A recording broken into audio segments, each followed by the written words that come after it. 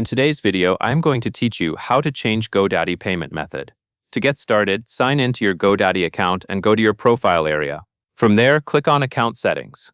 This is where Godaddy keeps your main account preferences, including billing and payment options. If you are managing subscriptions, domain renewals, or other services, it is a good idea to make sure your payment method is current so there are no interruptions later.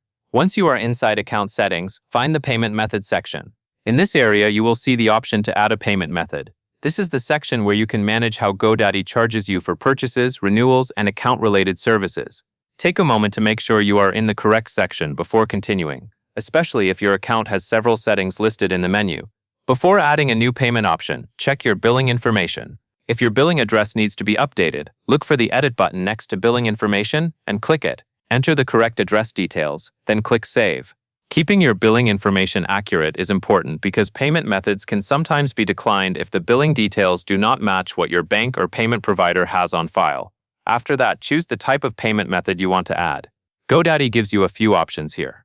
You can select Add New Card if you want to use a credit or debit card. You can choose PayPal if you prefer to connect your PayPal account.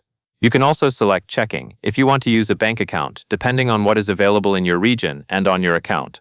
Once you have selected the payment method you want, enter the required payment details carefully. Make sure everything is typed correctly, including the card information, bank details, or PayPal information, depending on the option you selected. Small mistakes here can prevent the payment method from being saved properly. When everything looks correct, click Save. After saving, your new payment method should be added to your Godaddy account.